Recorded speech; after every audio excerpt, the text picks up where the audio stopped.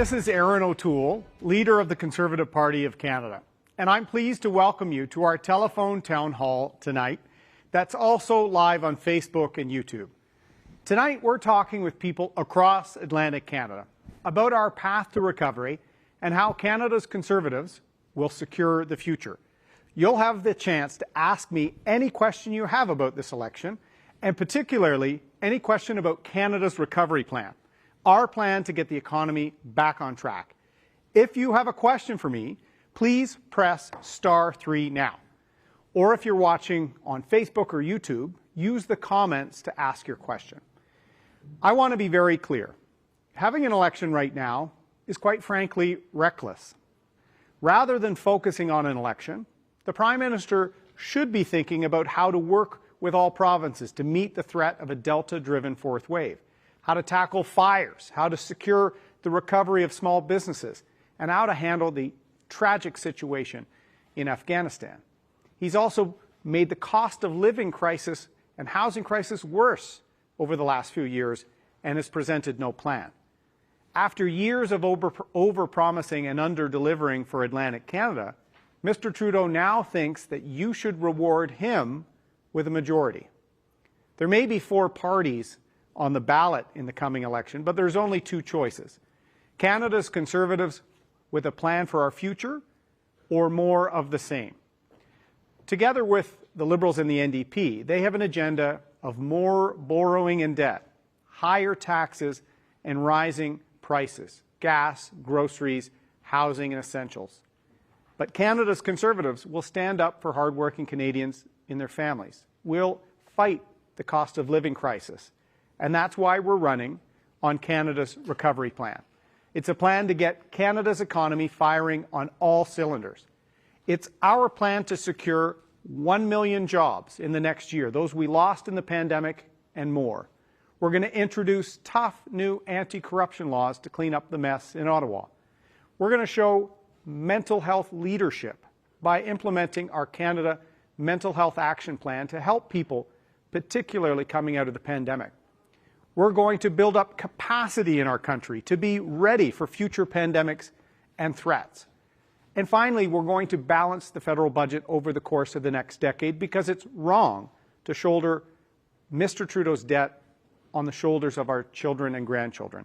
Canada's Conservatives will secure the future for communities across Atlantic Canada and across Canada. And I'm looking forward to the discussion and talking about our plan. Remember, hit *3 now if you have a question or comment below if you're watching on Facebook. And final thing, we're talking to all the Atlantic provinces tonight.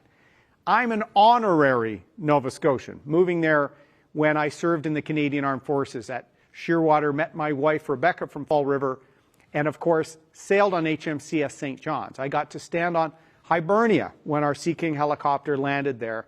And with Gagetown in New Brunswick and my time as Veterans Affairs Minister, headquartered out of Charlottetown, I've had time to connect with so many Atlantic Canadians directly. We want you to know that Canada's Conservatives are going to fight for an economic recovery in all sectors of our economy and in all regions of this great country. Mr. Trudeau has taken Atlantic Canada for granted, and it's time to stop that. My wingman tonight here, not on Sea Kings, but here in the Conservative studio, is a great friend, great MP, Michael Barrett, our candidate in Leeds, Grenville, Thousand Islands, Rideau Lakes. Take it away, Michael. Well, it's such a pleasure to be here with you today, Erin. I'm going to be your moderator tonight, folks. It's a pleasure to join you virtually in Atlantic Canada. And I'm so excited to be running under the Canada's Recovery Plan with our leader, Erin O'Toole. Our team is ready across the country, and with a leader like Erin, who was raised in the working community of Bowmanville, Ontario, middle-class family, hard work, and the values of helping your neighbor, we couldn't be better positioned. Before his career in politics, as Erin mentioned, he served our country in the Royal Canadian Air Force for 12 years, sailed with our Atlantic Navy, and is the only member of the House of Commons to have stood on Hibernia, the Hibernia platform. Erin stands up for hardworking Canadians. He wants to work for you. And as a parent of two, he wants to make sure that for generations to come, Canadians can grow up with world-class services such as healthcare, a thriving economy, and secure finances. So the telephone town hall is about to start. As Erin said, press *3 to ask him your question. And if you're watching online, on Facebook or YouTube, please leave us a comment and we'll get to that. So if you have a question for Erin O'Toole, press *3 now or comment below if you're watching on Facebook. So our first question comes from Sheila Scott. She's in Whitetown, New Brunswick, and Sheila's question is about healthcare. Sheila, you are live now with Erin O'Toole. Go ahead, please. Hi, Sheila. Hi, I'm from Boys Town, New Brunswick. The girl misunderstood. Okay, Boys Town. Nice to have you on the line tonight. And, nice to speak with you. We do support you. Just wondering what you're going to do about health care, or what can be done about health care. Here in New Brunswick, we have a shortage of doctors and nurses. The doctors and nurses are not getting paid enough to keep them here or come here.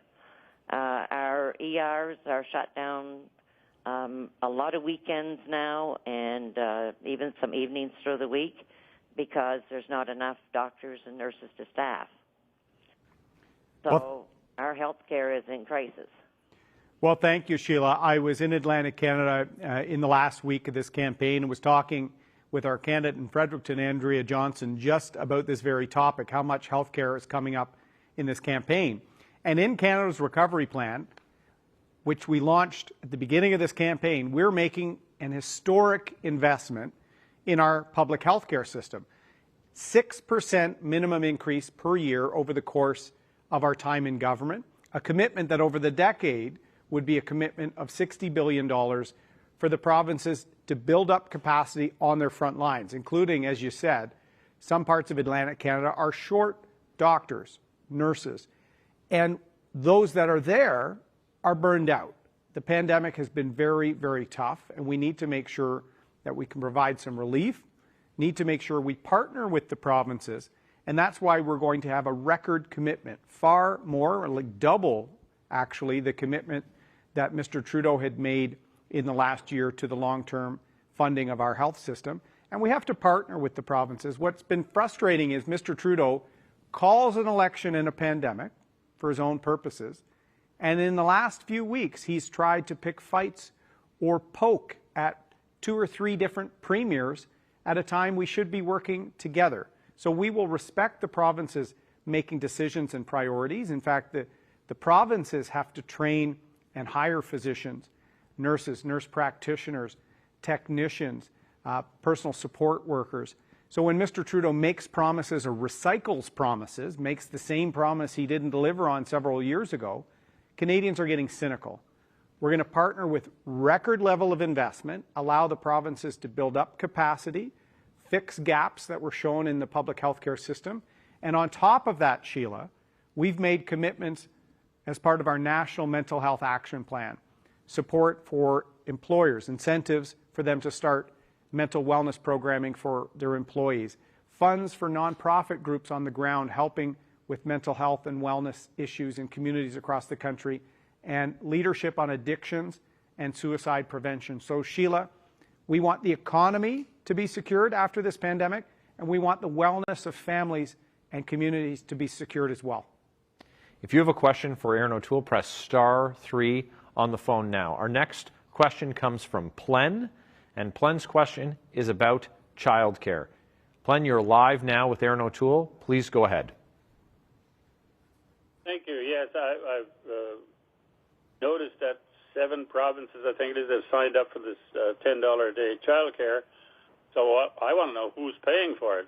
Is federal government paying for it all? Well, that's a great question, Glenn. And the 7 agreements signed in the last few weeks before an election intend to make the provinces pay for at least half of the program.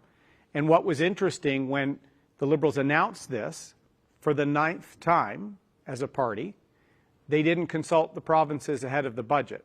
So you could see this was put forward really as something they would talk about before an election with no real plan to deliver, because even the agreements signed are for spaces 5 or 6 years from now. The Conservative plan on childcare is going to help all families immediately, because it's not going to force one model that will only help a portion of families, particularly leaving out a lot of rural and suburban families, people on shift work, people with modified work schedules. We want all families to be able to make the best decisions for them to juggle the challenges of raising children and working. Great challenges to have, because we want families to do well and work and be productive. We want to make up the losses for women that have been a big setback from the pandemic. So we need to give as much flexibility and support immediately. So we're going to help all families, and folks in the lower revenue levels will get the most help. So we're income basing this so that folks in the lower tax brackets will get up to 75% of the costs of childcare covered. So we're going to provide help to all families, flexibility immediately.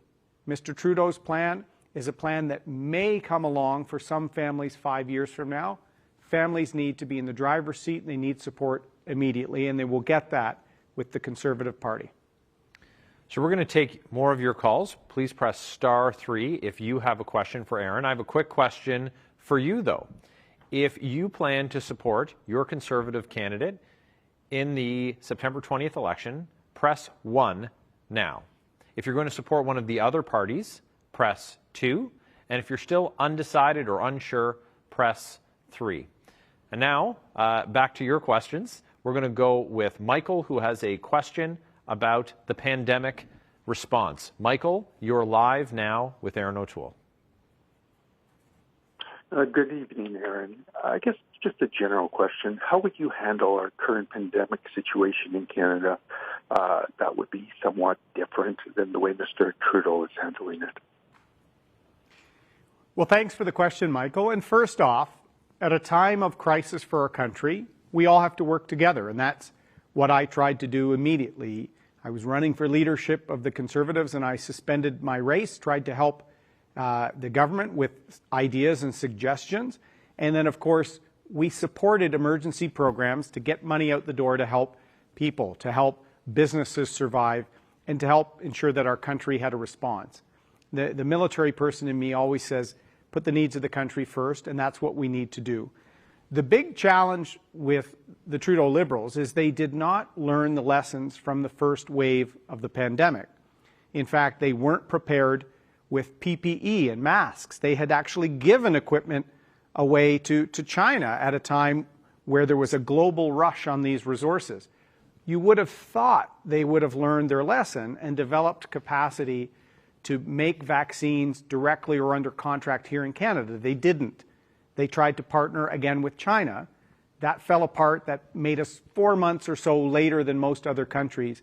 I like to say they were lacking ambition. 100 years ago, Canada gave the world insulin. In this last year, we've had to rely on others at a time where you can't rely on others because there's a crisis. So that's why, Michael, the fourth pillar of Canada's recovery plan is securing our country's capacity in vaccines and critical medicines. Mr. Trudeau wouldn't even meet with pharmaceutical companies over the last few years about their investments in innovation in Canada. We want to cultivate that to make sure that we're ready. The same thing goes to our pandemic warning system that Mr. Trudeau turned off, sadly, months before it was needed most. We need to be ready. We need to have the tools to respond. And in terms of a disaster response, we're going to make sure the Prime Minister's office and the Privy Council office has that planning there. And I think, Michael, this probably demonstrates the biggest difference between Mr. Trudeau and myself. I build teams, I set a plan, and I get things done. Mr. Trudeau's very good at announcing things and never delivering. Deficits, safe drinking water, ethical, transparent, by default government, delivering on the vaccine. We need a Prime Minister that will follow through and get things done for Canadians. And I think we have amazing capacity in this country, but we need a plan to get back on our feet, and we need leadership. So if you have a question for Erin O'Toole, press *3 on your phone now. Our next question comes from Eleanor, and she has a question about home affordability. So Eleanor, you are going to be live in just 1 second. Hi, Eleanor. Hello. There we go. Hi. Yes, I would like to know why we are being swallowed up by Europeans and people that are not from this country and buying up our properties. I really don't believe in it. And putting people out on the streets, they put a lot of people out on the street. One woman here was on the street with no place to go because her rents went so high. And I think it's just a mean, mean way of treating people, because actually I think if you left your dog running wild and not looking after it, you'd be fined for it. But we put people out on the street and we don't look after them. And all human beings are equal, whether we believe it or not. Some people don't, I do. And I think that we should do something about foreign ownership and stop it. And the only province that I do believe that charges extra taxation for foreign ownership is in Prince Edward Island. And they have to pay extra taxes for people coming in there and buying up property. And we end up paying the taxes for somebody's pleasure of coming to our beautiful country of the Maritimes. Well, thank you, Eleanor. We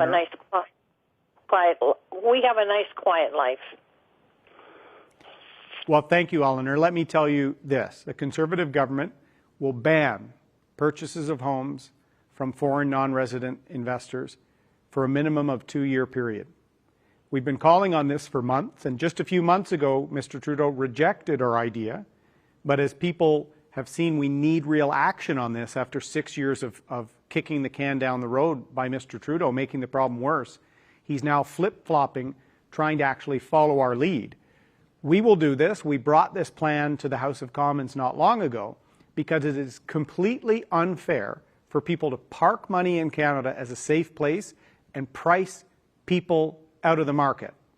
Not just young people and those first-time home buyers, empty nesters who want to downsize. People can't have the option to stay in their own community. So one key element, the housing crisis has many elements, but one is to put a stop to this. And we've said we would do that for a period of 2 years and review it then.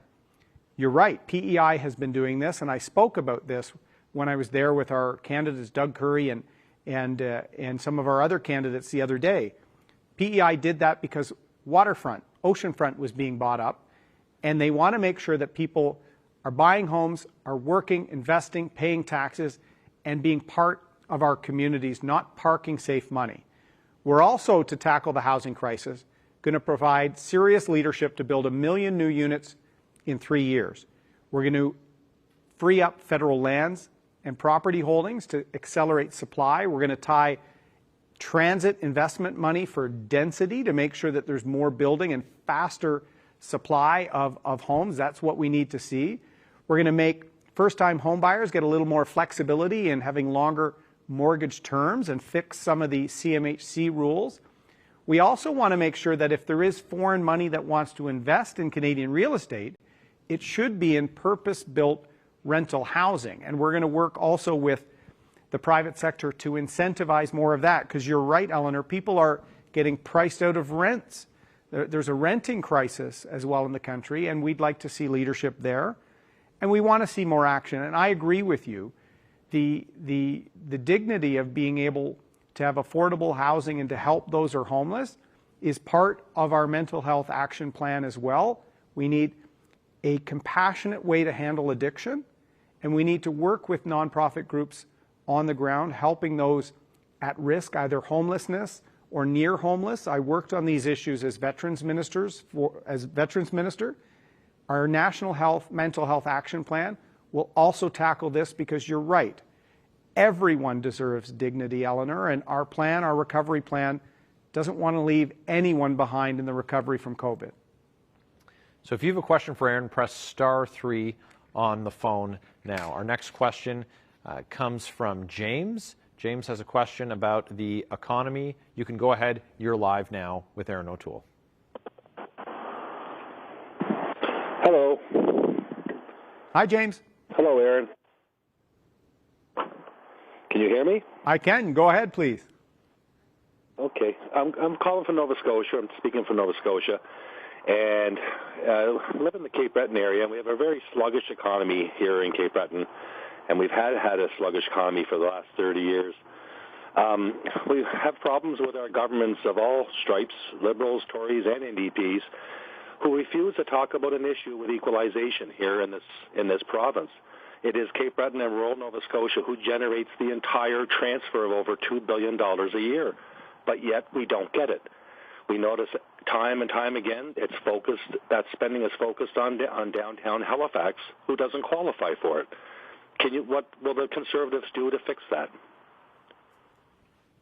Well, thanks, James. In fact, it was great to be back in Cape Breton just a few days ago with Eddie Orrell and Fiona McLeod, our candidates. And there's a real desire for change in Cape Breton. Cape Bretoners, whether they're still on the island or around the country when I run into them, some of the most proud folks of their roots, hardworking, and Canada's recovery plan with investments in infrastructure and particularly helping small business and the highly impacted tourism sector. We want to make sure that the economy in Cape Breton does well so that we can have jobs. I like to talk about an economic recovery in all sectors of the economy and in all regions. There's also been a lack of respect for Atlantic Canada under Mr. Trudeau. In 2015, he won all the seats, yet he's never had an Atlantic Canadian as the Minister of the Atlantic Canada Opportunities Agency. They were in Mississauga and then Montreal, so I guess he's moving east, but that was a complete sign of disrespect for an agency meant on working with startups, with entrepreneurs, with businesses that are expanding. We need to make sure that there's that respect there.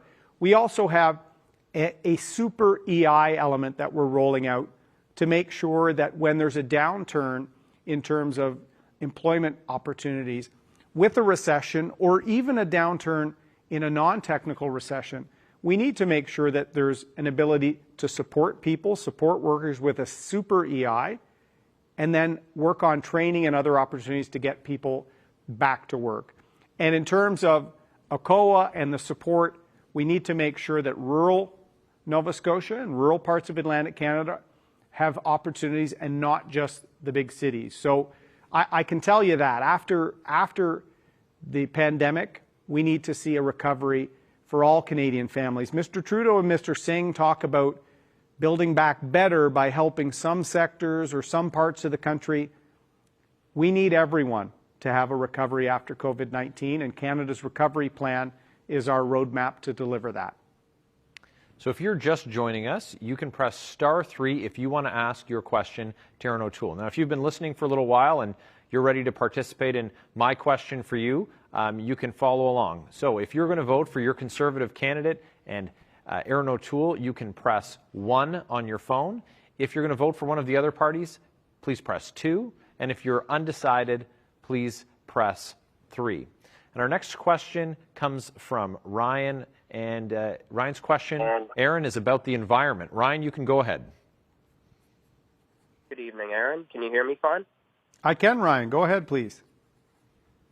All right. So I'm out here from Newfoundland, and as a younger citizen, I understand why the economy and employment is a more current issue and a bigger focus. But when we're looking at the long term and even decades in advance, is there any long-term plan for the environment, like climate change? Is there any worries there?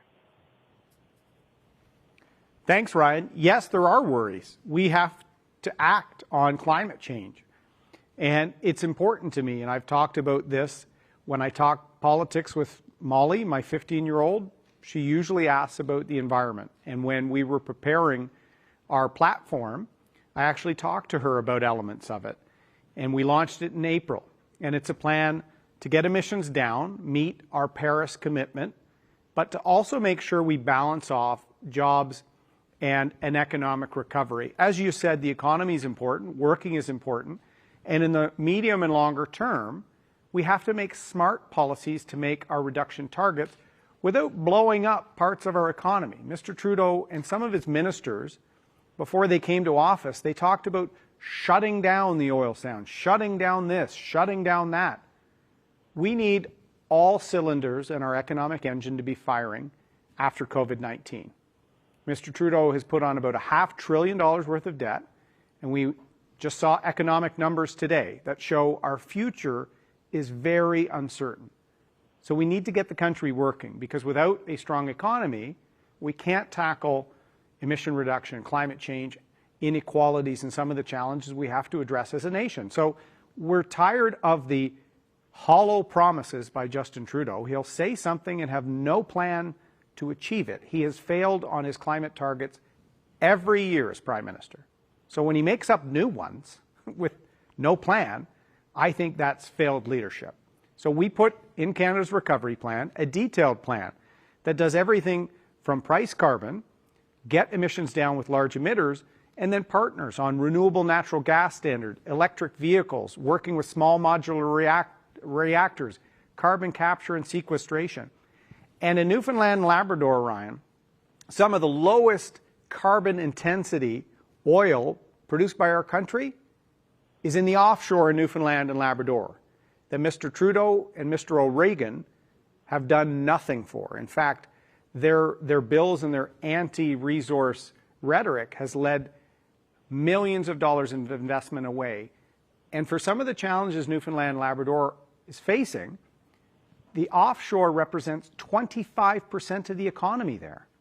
Mr. Trudeau is putting the lives of Newfoundlanders and Labradorians, their prosperity, at risk in the future. So we have a $1.5 billion offshore recovery fund to make sure that we can get that sector going again. It's low emission, low intensity energy. And for the next few decades, as we continue to get emissions down, as we continue to move towards a lower carbon future, we should actually be proud to use Canadian resources, which are heads and shoulders above all of the other countries that produce these types of resources. So I think the environment is very important, Ryan, and we can have a plan to get our emissions down and have a strong economy.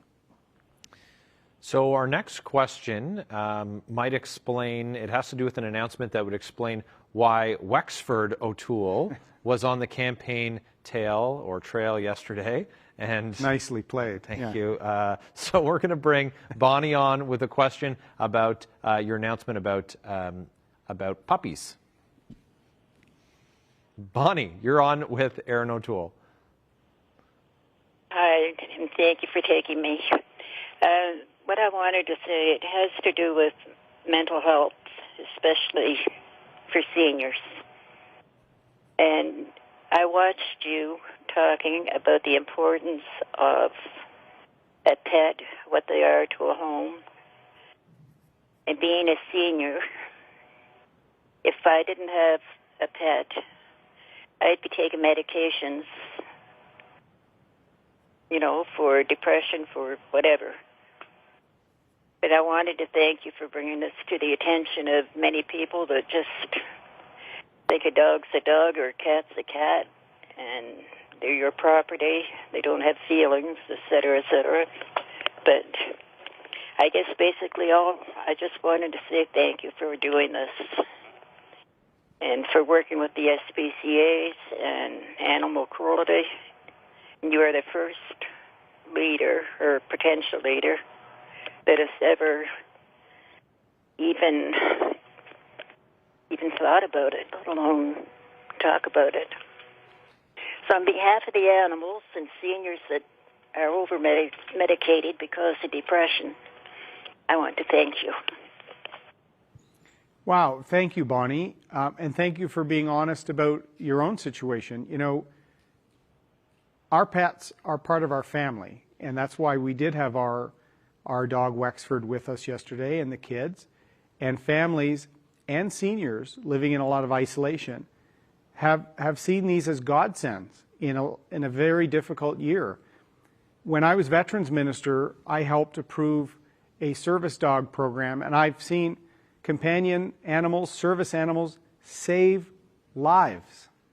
It's incredible. And so we have to make sure that we promote their welfare. And what we've seen in the pandemic with the rise of desire for people to get pets, there's been an increase in bad breeding, in puppy mills. We're going to go after that and shut it down.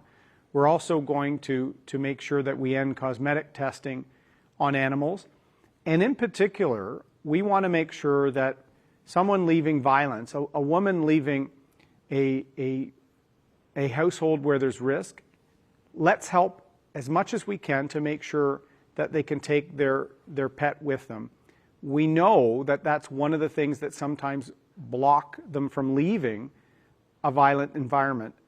We also know how important, as you said, Bonnie, pets are to the well-being of our country. So I am a conservative. I'm very much about getting our economy going. I want to get our finances under control. But I do want to help our country and our families and people that have been isolated and that have challenges. So that's why the center pillar of our plan is mental health and wellness, something very important to our team, something very important to my wife Rebecca and I. And I want to thank you for telling your story about how important your furry family member, as we say, is to you. We need to make sure that we support one another after a very challenging year and a half for our country. If you have a question for Erin O'Toole, you can press *3 on your phone. Now, our next question comes from Roy, and it has to do with the lobster dispute. And Roy, you can go ahead with your question for Erin now. Thank you for taking my question. As you know, the lobster fishery is the economic engine in southwest Nova Scotia. My question is, what is your position concerning the lobster dispute in southwest Nova Scotia between commercial fishermen and First Nations? And do you believe all lobster fisheries should all fish in the same season?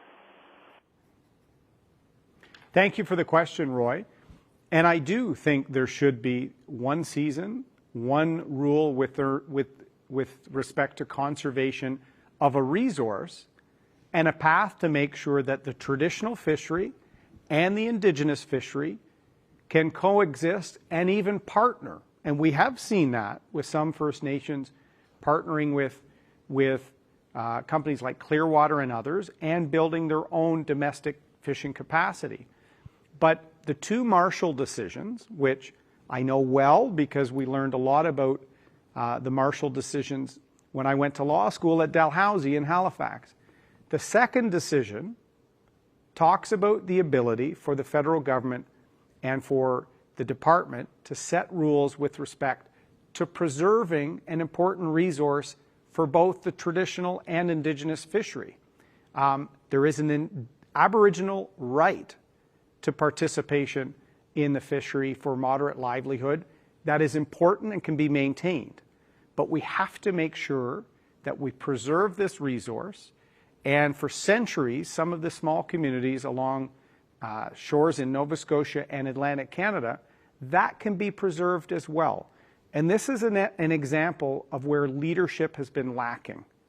My first real substantive phone call with Mr. Trudeau, I raised the dispute in Nova Scotia that had been simmering for months, long before it spilled over into some violence and vandalism.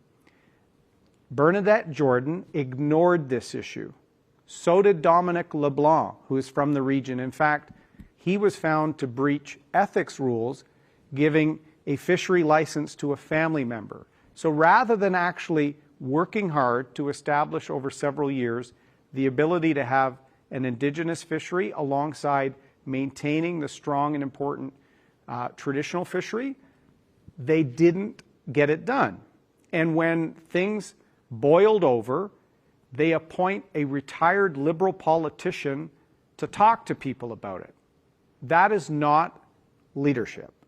So we will tackle the tough issues to make sure that we have a route to Indigenous reconciliation that guarantees those rights, but preserves the traditional fishery and conserves the stocks for the long term. I want you to know that it was Chris D'Entremont, the Conservative MP, that had brought this issue to me, and Rick Perkins, our candidate in South Shore St. Margaret's. We've talked about it consistently on how we have to get the balance right here, and Ms. Jordan has been completely absent and has really failed on the file. So if you have a question for Erin O'Toole, you can press *3 on your phone now. And if you'd like to let us know how you'll be voting in the upcoming election, if you plan to vote for your Conservative candidate and Erin O'Toole, press 1 now. If you're going to vote for one of the other parties, press 2. And if you're unsure, please press 3. So our next question comes from Gordon in Malpeque. And Gordon has a question about being able to hire folks post-pandemic. Gordon, go ahead with your question now, please. Thank you. This is Ed Gordon from Malpeque. I've been a career banker for over 40 years. I've run into many times, but the two recent conversations I'll recite. A person that owns a hairstyling salon, it's got 3 vacant chairs, tries to hire staff, and they said, "Oh, I'll come to work for you after my CERB runs out." Another customer today turns around and says, "Gordon, I have an annual payment due at the end of the busy tourism season," and he said, "I'm quite sure I'm going to have a struggle to make that payment." He said, "I can't get kitchen staff." He said, "There's been a couple of days recently that have been closed because I can't get cooks. Kind of hard to run a business." Same story. "Well, they're on CERB, so I don't need a paycheck this week." So our next future Prime Minister, Mr. O'Toole, I'd like your comments, please. Well, thank you, Gordon. And I was in PEI, and it was great to be with Jody Sanderson, our candidate in Malpeque. I think the retiring Liberal MP is not going to miss his time seeing so many things squandered by Mr. Trudeau, and we need to do better. And in fact, my first interview as Conservative leader, I said we needed to make sure that we provided supports, including the CERB, when people did not have the ability to work. But as the economy was rounding back up in second and third waves of this pandemic, we needed to change the programs to reflect the needs of the economy. Mr. Trudeau did not do that. And even as he was running up to this pandemic election that he was planning, he just kept kicking the can down the road. And I've heard this same story in PEI that you just described, Gordon. I went to my barber today. I don't give her much to work with, Michael, like you, but she's one of the few left. She's also a part of a military family, and she's one of the few that has come back. And this is a business that is hanging on by a thread. Restaurants can't find people. Service and other jobs, the families that run them are burnt out because they're working all the time because they can't hire people. How is that fair? How is that right? So what we need to do is transition and have a fair approach to creating jobs and opportunity, not more reliance and extension of programs. What we also need to do is help the highly impacted sectors, and you named a bunch of them. Restaurants and hospitality, travel, tourism, services like the salons, the barbers, the folks that have been hanging on through restrictions and now can't open. So we have a jobs boost. We have a rebuilt Main Street both loan program for some of those folks struggling, with some of it being forgivable, and we're going to encourage other Canadians to invest in Main Street businesses to help them survive or help create new businesses and closed up storefronts through a rebuild Main Street tax credit. We have to get this country working again, and Canada's recovery plan, our 1 million jobs in 1 year pledge, is going to get the economy surging in the right direction by helping the highly affected sectors get people back to work and ensure we have an economic recovery after COVID in all sectors of the economy and in all regions of the country. So if you have a question for Erin O'Toole, you can press *3 on your phone now. Our next question comes from Sean. Sean is a veteran who is looking for integrity from our politicians and has a question for you, Erin. So Sean, you can go ahead. You're live now. Yes, good day, our next Prime Minister. You being a veteran, me being a disabled vet, you already have integrity. And one of the biggest issues around our OSIS groups is the lack of integrity from Mr. Trudeau. And unfortunately, some of us actually voted on an empty promise of fixing the pension. Now, unfortunately, he never served in the military, to my knowledge, so integrity is not something he's been raised with. You're full of integrity, and your word means something. What is your vision to fix or help the veterans going forward? Well, first off, Sean, thank you for your service. And I'm fortunate. I did not leave serving my country with a disability, and so I was able to take my tremendous experiences and then transition into careers in the corporate world and in politics. But I never forgot the military and the people that had given me so much. And the sort of true patriot love I have, I tried to channel into helping military families, helping injured veterans. And I've met with many OSIS groups, and I think they're one of the best resources out there for people transitioning, and that sort of band of brothers, that veterans helping veterans, I find that inspiring. And trust is eroded after 6 years of Mr. Trudeau. He did lie to veterans. He marched out Harjit Sajjan and a number of people to stand around him, and he said he was going to return to the old pension, the Pension Act, something that Paul Martin had changed. He knew full well he was not going to do that. He also made commitments about veterans that were in court, the Equitas lawsuit. He knew that he wasn't going to live up to that either. When I became Veterans Minister, I didn't make promises I couldn't keep. It meant sometimes I got worse headlines. It meant sometimes that my political opponents would exploit ongoing issues like the Equitas lawsuit. But I could look at those veterans who were suing their government and always know I was telling them the truth and doing the best I could. And today they're friends of mine. And a lawsuit we had temporarily settled, Mr. Trudeau misled them and then took it back to court with the very lawyers in the government that I had removed from the file. That erodes integrity. And Mr. Trudeau, as I said, I know he respects our veterans as well. But you don't make commitments you can't keep. And we have a Prime Minister who's done that for 6 years. And we're tired of it. I hear this all the time. So I'm running on a plan that I intend to keep because we need a plan.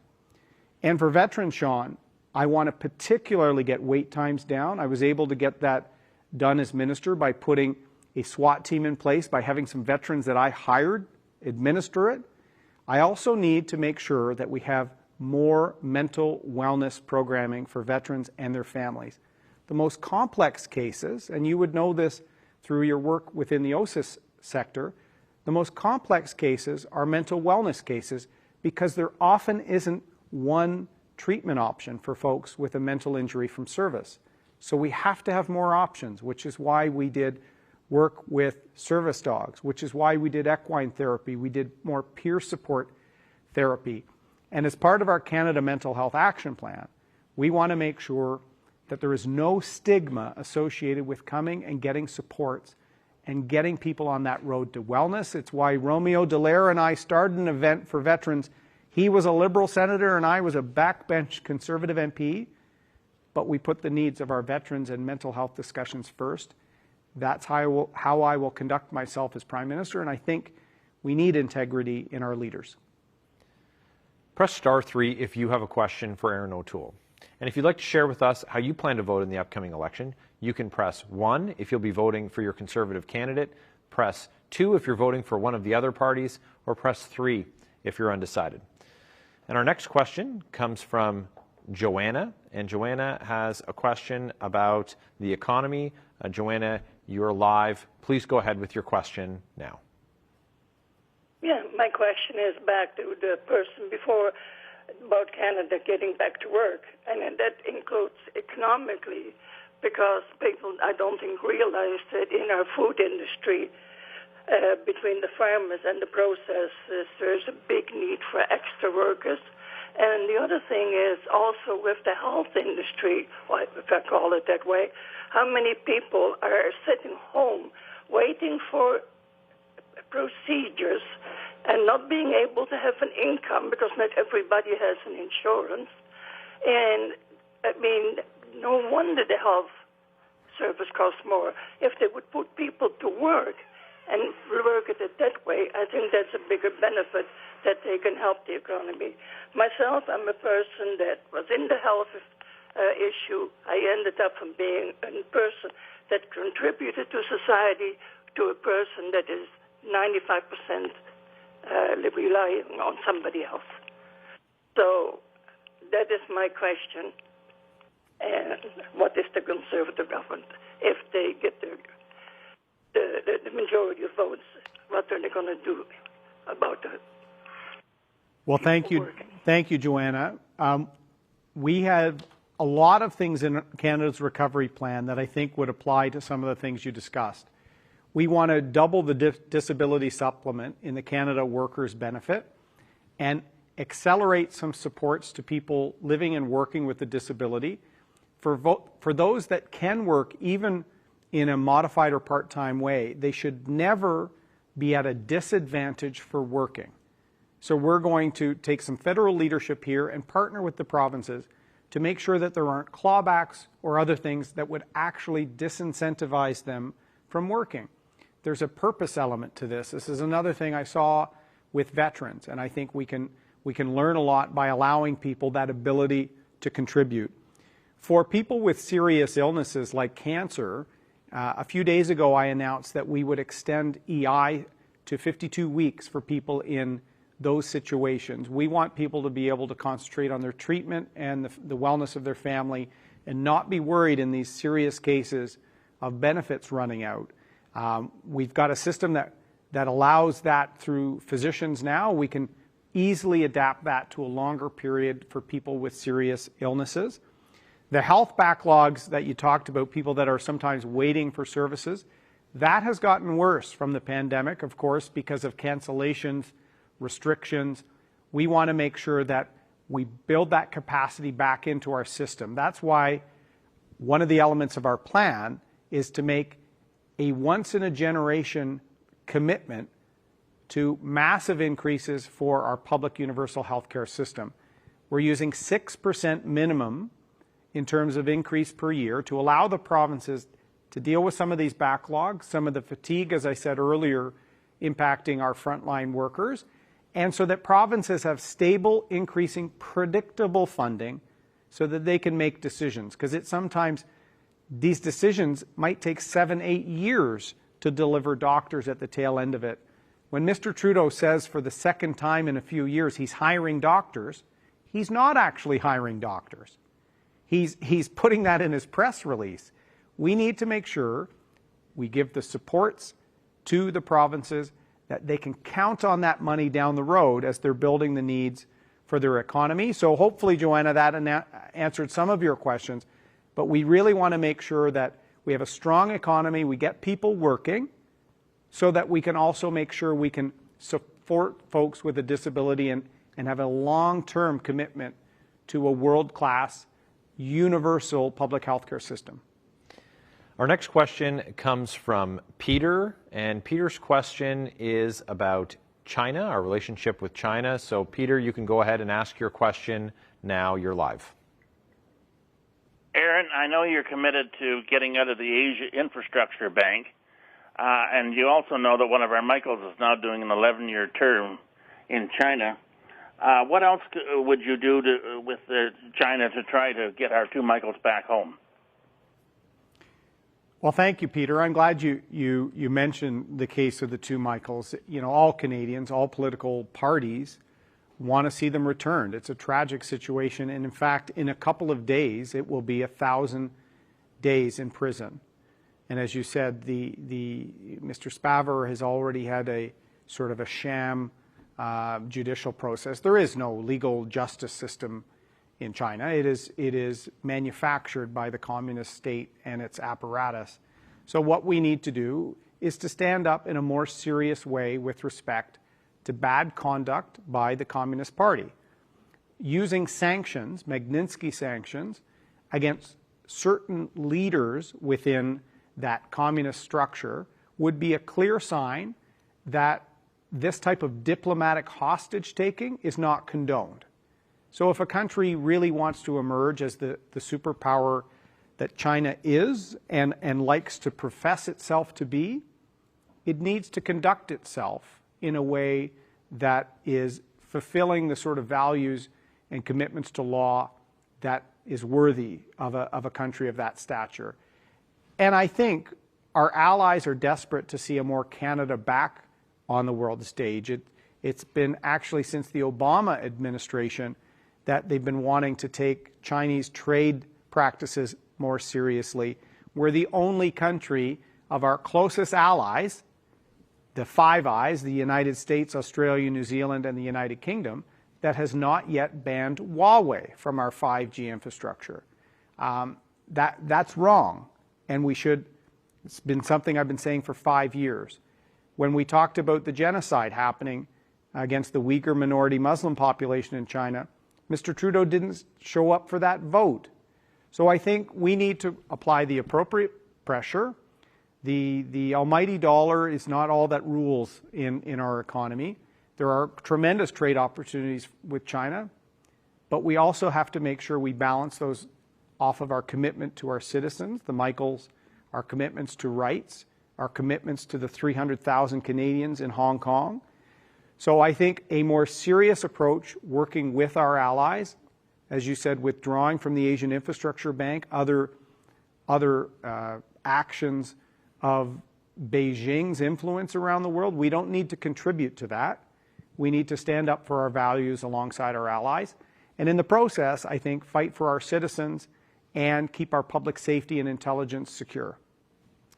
Our next question comes from Keith in St. John. Keith, you are live with your question about the Canadian forces and what a Conservative government would do. You can go ahead now. Yeah, hi, Erin O'Toole. It's Keith, and I was wondering, with our military, hasn't been properly funded, and with Russia and China sort of joining forces in war games and that, and I'm really not thinking that we should expect the United States to support us because, I don't think they're a partner that you can really count on.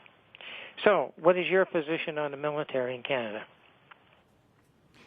Well, thanks, Keith. As I said earlier, serving in the military was one of the most formative parts of my life. It kind of defines who I am. It deepened my love for the country. I got to serve in all parts of this country, including in Atlantic Canada.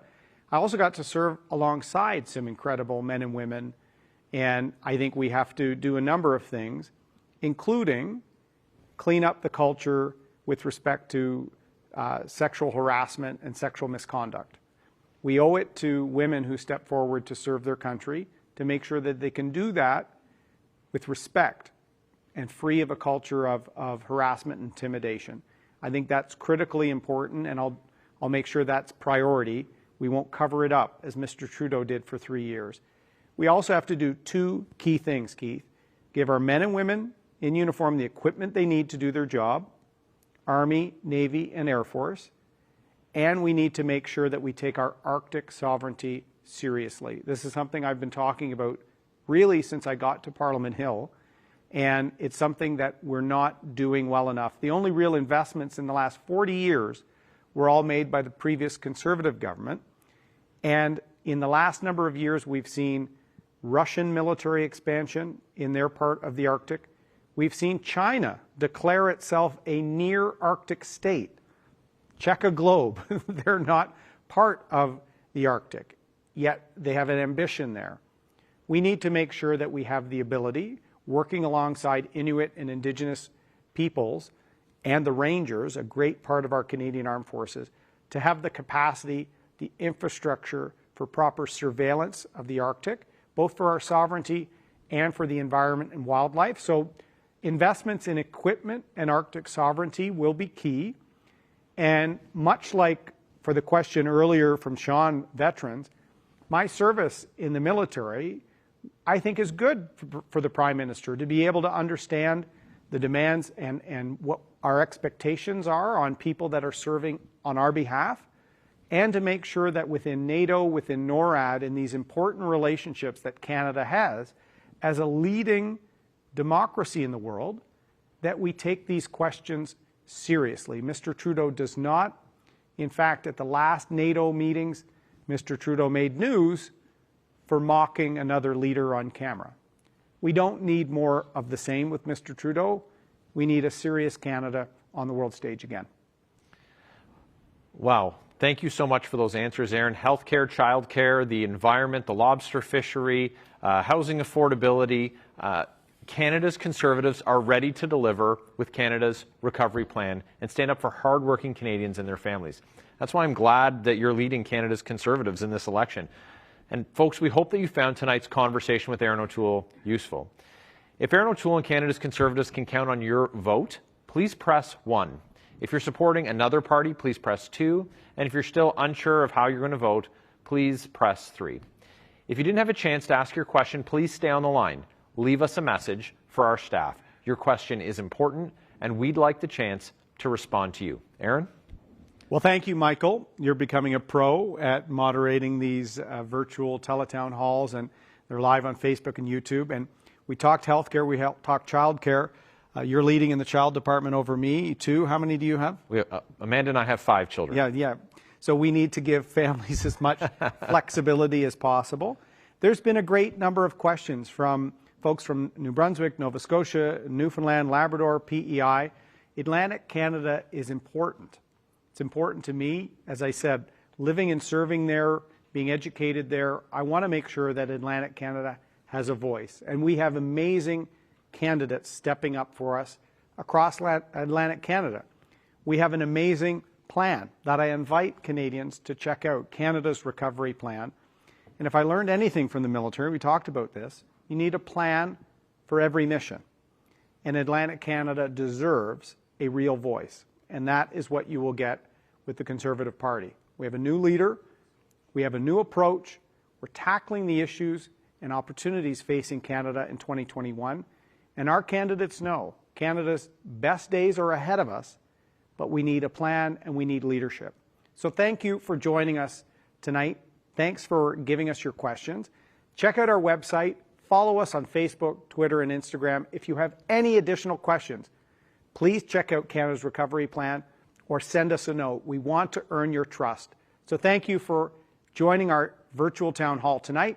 Be well, and we'll see you on the campaign trail.